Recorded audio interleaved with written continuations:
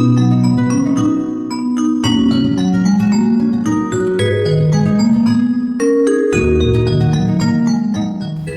Friends, എല്ലാവർക്കും Aisha stream വേൾഡിൻ്റെ പുതിയൊരു വീഡിയോയിലേക്ക് സ്വാഗതം. ക്രിസ്മസിന് പ്ലം കേക്ക് പോലെ എല്ലാവരുടെയും ഫേവറേറ്റ് ആണല്ലേ ക്യാരറ്റ് ആൻഡ് ഡേറ്റ്സ് കേക്കും. അപ്പോൾ ഈ ക്രിസ്മസിന് നല്ലൊരു സോഫ്റ്റ് ആൻഡ് മോയിസ്റ്റ് ആയിട്ടുള്ള ക്യാരറ്റ് ആൻഡ് ഡേറ്റ്സ് കേക്ക് നമുക്ക് ഗോതമ്പ് പൊടിയും ശർക്കരയും കൊണ്ട് തയ്യാറാക്കിയെടുത്താലോ. വളരെ എളുപ്പമാണ് ഇതുണ്ടാക്കാൻ. പഞ്ചസാര കാരമലൈസ് ചെയ്തെടുക്കൊന്നും വേണ്ട, കഴിക്കാനും നല്ല ടേസ്റ്റാണ്. അതുപോലെ നമ്മളിത് ഓവനും ബീറ്ററൊന്നും ഇല്ലാതെ ഞാൻ തയ്യാറാക്കിയെടുക്കുന്നത്. അപ്പോൾ നിങ്ങൾ വീഡിയോ സ്കിപ്പ് ചെയ്യാതെ മുഴുവനായിട്ടും കണ്ടു നോക്കൂട്ടോ. എന്നിട്ട് നമ്മുടെ വീഡിയോ നിങ്ങൾക്ക് ഇഷ്ടമാവുകയാണെങ്കിൽ ലൈക്ക് ചെയ്യുകയും ലൈക്ക് ചെയ്യുമ്പോൾ ഹൈപ്പ് ചെയ്യാൻ മറന്നു പോകരുത് കേട്ടോ. അതുപോലെ നമ്മുടെ ഈ വീഡിയോ നിങ്ങളുടെ ഫ്രണ്ട്സിനും ഫാമിലിയിലേക്കൊക്കെ ഒന്ന് ഷെയർ ചെയ്ത് കൊടുക്കുകയും ചാനൽ സബ്സ്ക്രൈബ് ചെയ്യാതെ ആരെങ്കിലും കാണുന്നവരുണ്ടെങ്കിൽ സബ്സ്ക്രൈബ് ചെയ്ത് സപ്പോർട്ട് ചെയ്യുകയും ചെയ്യണേ. അപ്പോൾ നമുക്ക് നോക്കിയാലോ നല്ല ടേസ്റ്റി ആയിട്ടുള്ള ഈ ക്യാരറ്റ് ആൻഡ് ഡേറ്റ്സ് കേക്ക് എങ്ങനെയാണ് തയ്യാറാക്കിയെടുക്കുന്നതെന്ന്. അപ്പോൾ ഇതിന് വേണ്ടിയിട്ട് ആദ്യം തന്നെ ഒരു ബൗളിലേക്ക് 1/4 കപ്പ് ഗ്രേറ്റ് ചെയ്തെടുത്ത ക്യാരറ്റും 1/2 കപ്പ് ചെറുതായി കട്ട് ചെയ്തെടുത്ത ഈന്തപ്പഴവും 1/4 കപ്പ് റൈസിൻസും ചേർത്ത് കൊടുത്ത് മിക്സ് ചെയ്തെടുത്തതിന് ശേഷം ഒരു സൈഡിലേക്ക് മാറ്റി വെക്കുക.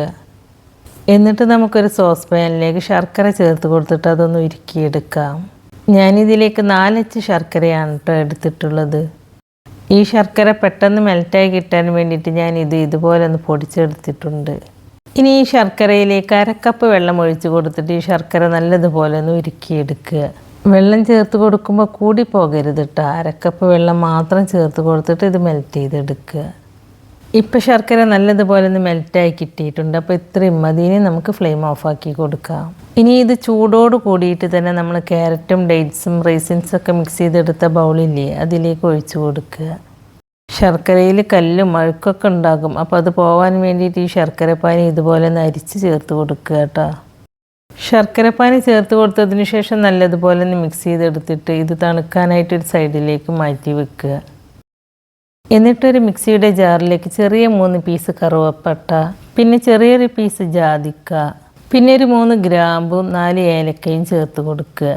ഇനി ഇതെല്ലാം കൂടി നല്ല ഫൈൻ പൗഡറായിട്ട് പൊടിച്ചെടുക്കുക. ഇപ്പം ഞാൻ ഇതെല്ലാം പൊടിച്ചെടുത്തിട്ടുണ്ട്. ഇനി ഇതും ഒരു സൈഡിലേക്ക് മാറ്റി വെക്കുക. ഇനി നമുക്ക് ഈ കേക്ക് ഉണ്ടാക്കാനുള്ള ഡ്രൈ ഇൻഗ്രീഡിയൻസ് ഒന്ന് അരിച്ചെടുക്കാം. നമ്മൾ ഈ കേക്ക് ഗോതമ്പ് പൊടി കൊണ്ടാണല്ലോ തയ്യാറാക്കിയെടുക്കുന്നത്. അപ്പോൾ ആദ്യം തന്നെ അതിന് വേണ്ട ഗോതമ്പ് പൊടി ഒന്ന് മെഷർ ചെയ്തെടുക്കുക. ഞാനിവിടെ ഒരു സ്ട്രെയിനറിലേക്ക് 1/4 കപ്പ് ഗോതമ്പ് പൊടിയാണ് കേട്ടോ ഇട്ട് കൊടുക്കുന്നത്. പിന്നെ ഇതിലേക്ക് 1 ടേബിൾ സ്പൂൺ ബേക്കിംഗ് പൗഡറും 1/4 ടീസ്പൂൺ ബേക്കിംഗ് സോഡയും 1 നുള്ളു ഉപ്പും ചേർത്ത് കൊടുക്കുക. ഇനി ഇതെല്ലാം നല്ലതുപോലെ ഒന്ന് അരിച്ചെടുക്കുക. ഇതെല്ലാം ഒന്ന് മിക്സ് ചെയ്തെടുത്തതിന് ശേഷം ഇതുപോലെ ഒരു വിസ്ക് കൊണ്ട് നല്ലതുപോലെ ഒന്ന് മിക്സ് ചെയ്തെടുക്കുക. നമ്മൾ നേരത്തെ പൊടിച്ചെടുത്ത സ്പൈസസ് ഇല്ലേ അത് മുഴുവനായിട്ട് നമുക്ക് ഈ കേക്കിലേക്ക് വേണ്ട. ഇതിൽ നിന്നും 1/2 ടീസ്പൂൺ മാത്രം എടുത്തിട്ട് അതും ഞാൻ ഈ സ്ട്രെയിനറിലേക്ക് ഇട്ട് കൊടുത്തിട്ടൊന്ന് അരിച്ചെടുക്കുകയാണ്. സ്പൈസസ് ചേർത്ത് കൊടുത്തതിന് ശേഷം ഈ ഡ്രൈ ഇൻഗ്രീഡിയൻസ് നല്ലതുപോലെ ഒന്ന് മിക്സ് ചെയ്തെടുത്തിട്ട് ഒരു സൈഡിലേക്ക് മാറ്റി വെക്കുക. എന്നിട്ടൊരു കേക്ക് ടിന്നിലേക്ക് കുറച്ച് ഓയിലോ ഗീയോ സ്പ്രെഡ് ചെയ്ത് കൊടുക്കുക. ഇതുപോലെ ചെയ്യുമ്പോൾ നമുക്ക് കേക്ക് പെട്ടെന്ന് തന്നെ ഡീമോൾഡ് ചെയ്തെടുക്കാനായിട്ട് പറ്റും. ഞാൻ ഈ കേക്ക് ടിന്നിലേക്ക് ഒരു ബട്ടർ പേപ്പറും വെച്ച് കൊടുക്കുന്നുണ്ട്. നിങ്ങളുടെ അടുത്ത് ബട്ടർ പേപ്പർ ഇല്ലയെന്നുണ്ടെങ്കിൽ അപ്പോൾ കുറച്ച് മൈദപ്പൊടി തട്ടിയെടുത്താലും മതി. അപ്പോൾ ഓയിൽ സ്പ്രെഡ് ചെയ്തെടുത്തതിന് ശേഷം ഞാൻ ഈ കേക്ക് ടിന്നും ഒരു സൈഡിലേക്ക് മാറ്റി വെക്കുകയാണ്. ഇനി ഒരു മിക്സിയുടെ ജാറിലേക്ക് റൂം ടെമ്പറേച്ചറിലുള്ള 2 കോഴിമുട്ട പൊട്ടിച്ചൊഴിച്ച് കൊടുക്കുക. നിങ്ങൾ ഫ്രിഡ്ജിൽ വെച്ച കോഴിമുട്ടയാണ് എടുക്കുന്നതെങ്കിൽ അതിൻ്റെ തണുപ്പ് മുഴുവനായിട്ടും പോയതിന് ശേഷം മാത്രം എടുക്കുക. അതുപോലെ ഈ മിക്സിയുടെ ജാറിൽ വെള്ളത്തിൻ്റെ അംശം ഒട്ടും ഉണ്ടാവാൻ പാടില്ല കേട്ടോ. പിന്നെ ഇതിലേക്ക് 1 ടീസ്പൂൺ വാനില എസൻസ് ആണ് ചേർത്ത് കൊടുക്കുന്നത്. വാനില എസൻസ് ചേർത്ത് കൊടുത്തതിന് ശേഷം ഈ എഗ്ഗ് നല്ലതുപോലെ ഒന്ന് ബ്ലെൻഡ് ചെയ്തെടുക്കുക.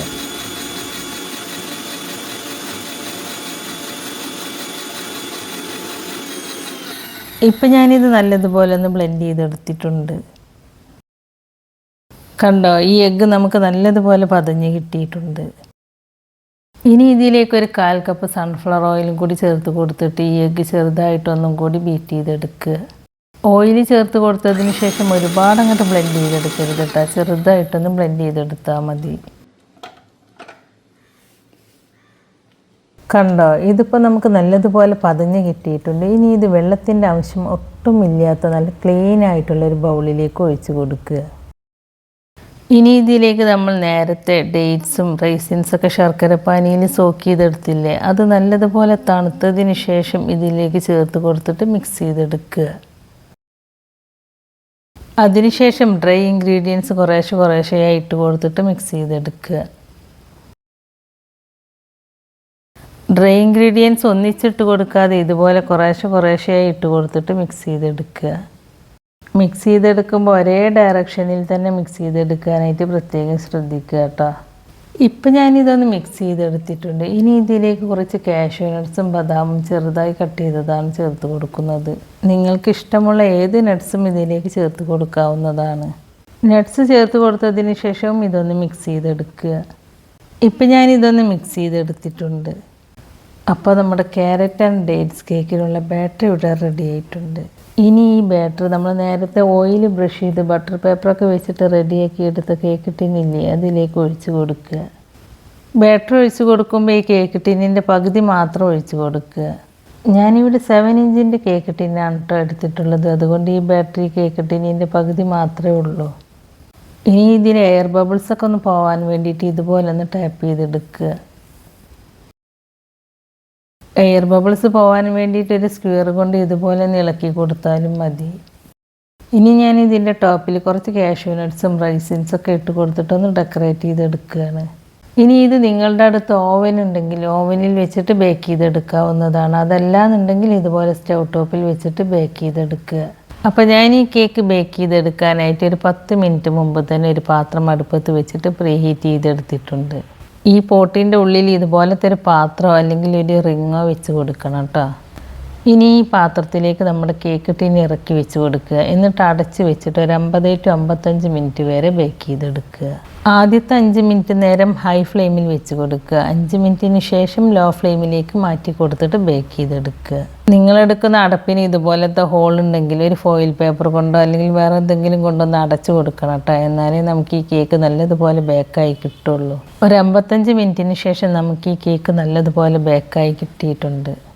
ഇനി ഈ കേക്ക് ബേക്കായിട്ടുണ്ടോ എന്ന് അറിയാൻ വേണ്ടിയിട്ട് ഒരു സ്ക്വയറോ അല്ലെങ്കിൽ ഒരു കത്തിയോ കൊണ്ട് ഇതുപോലെ ഒന്ന് കുത്തി നോക്കുക. കുത്തി നോക്കുമ്പോൾ മാവ് ഒട്ടിപ്പിടിക്കാതെ ഇതുപോലെ നല്ല ക്ലീൻ ആയിട്ടാണ് കിട്ടുന്നതെങ്കിൽ കേക്ക് നല്ലതുപോലെ ബേക്കായിട്ടുണ്ടാവും. അപ്പോൾ നമ്മുടെ കേക്ക് ഇവിടെ നല്ലതുപോലെ ബേക്കായി കിട്ടിയിട്ടുണ്ട്. ഇനി ഇത് ചൂടാറാനായിട്ട് നമുക്ക് ഈ കേക്ക് ടിന്ന് പുറത്തേക്ക് എടുത്ത് വെക്കാം. ഇപ്പോൾ ഈ കേക്ക് നല്ലതുപോലെ ചൂടാറി വന്നിട്ടുണ്ട്. ഇനി നമുക്ക് ഈ കേക്ക് ടിന്നിൽ നിന്നും ഡീമോൾഡ് ചെയ്തെടുക്കാം. ഇതിൻ്റെ സൈഡ് ഒരു നൈഫ് വെച്ചിട്ട് ഇതുപോലെ ഇളക്കി കൊടുക്കുകയാണെങ്കിൽ നമുക്കിത് പെട്ടെന്ന് തന്നെ ഡീമോൾഡ് ചെയ്തെടുക്കാനായിട്ട് പറ്റും. ഇനി ഈ കേക്കിൻ്റെ മുകളിലുള്ള ബട്ടർ പേപ്പർ മാറ്റി കൊടുക്കുക. കണ്ടോ, ഈ കേക്കിൻ്റെ അടിഭാഗം കരിഞ്ഞൊന്നും പോകാതെ നമുക്ക് നല്ല പെർഫെക്റ്റ് ആയിട്ട് തന്നെ ഇത് ബേക്കായി കിട്ടിയിട്ടുണ്ട്. അപ്പോൾ നമ്മളിവിടെ ഗോതമ്പ് പൊടിയും ശർക്കരയും കൊണ്ട് നല്ല സോഫ്റ്റും നല്ല ടേസ്റ്റിയുമായിട്ടുള്ള ക്യാരറ്റ് ആൻഡ് ഡേറ്റ്സ് കേക്ക് ഇവിടെ തയ്യാറാക്കി എടുത്തിട്ടുണ്ട്. ഇനി നമുക്കിത് കട്ട് ചെയ്ത് നോക്കാം. കട്ട് ചെയ്യുമ്പോൾ തന്നെ നിങ്ങൾക്ക് മനസ്സിലാകുന്നുണ്ടാകും ഇത് എത്രത്തോളം സോഫ്റ്റ് ആണെന്ന്. കണ്ടോ, ഇത് നമ്മൾ ഗോതമ്പ് പൊടി കൊണ്ട് തയ്യാറാക്കിയെടുത്തതാന്നേ പറയൂല, അത്രക്ക് നല്ല സോഫ്റ്റാണിത്. അപ്പോൾ ഗോതമ്പ് പൊടിയും ശർക്കരയും കൊണ്ട് ഈ ക്രിസ്മസിന് നല്ലൊരു സോഫ്റ്റ് ആൻഡ് മോയിസ്റ്റ് ആയിട്ടുള്ള ക്യാരറ്റ് ആൻഡ് ഡേറ്റ്സ് കേക്ക് നിങ്ങളും തയ്യാറാക്കി നോക്കൂട്ടോ. എന്നിട്ട് അതിൻ്റെ അഭിപ്രായം നമ്മുടെ കമൻറ്റ് ബോക്സിൽ എഴുതി അറിയിക്കാനും മറക്കരുത്. അപ്പോൾ നമ്മുടെ ഇന്നത്തെ ഈ വീഡിയോ നിങ്ങൾക്ക് ഇഷ്ടമായിട്ടുണ്ടാവുമെന്ന് വിചാരിക്കുന്നു. ഇഷ്ടമായിട്ടുണ്ടെങ്കിൽ ലൈക്ക് ചെയ്യുകയും ലൈക്ക് ചെയ്യുമ്പോൾ ഹൈപ്പ് ചെയ്യാൻ മറന്നു പോകരുത് കേട്ടോ. അതുപോലെ നമ്മുടെ ഈ വീഡിയോ നിങ്ങളുടെ ഫ്രണ്ട്സിനും ഫാമിലിയിലേക്കൊക്കെ ഒന്ന് ഷെയർ ചെയ്ത് കൊടുക്കുകയും ചാനൽ സബ്സ്ക്രൈബ് ചെയ്യാതെ ആരെങ്കിലും കാണുന്നവരുണ്ടെങ്കിൽ സബ്സ്ക്രൈബ് ചെയ്ത് സപ്പോർട്ട് ചെയ്യുകയും ചെയ്യണേ. സബ്സ്ക്രൈബ് ചെയ്യുമ്പോൾ കൂടെ കാണുന്ന ബെല്ലൈക്കണിൽ ക്ലിക്ക് ചെയ്ത് അതിൽ ഓൾ എന്ന ഓപ്ഷൻ തന്നെ സെലക്ട് ചെയ്ത് വെക്കുകയാണെങ്കിൽ ഞാൻ പുതിയ റെസിപ്പീസ് അപ്ലോഡ് ചെയ്യുമ്പോൾ അതിൻ്റെ നോട്ടിഫിക്കേഷൻ നിങ്ങൾക്ക് കിട്ടുന്നതാണ്. അപ്പോൾ ഇൻഷാ അല്ലാഹ് പുതിയ റെസിപ്പീസുമായി ഞാൻ വീണ്ടും വരാം. Thank you.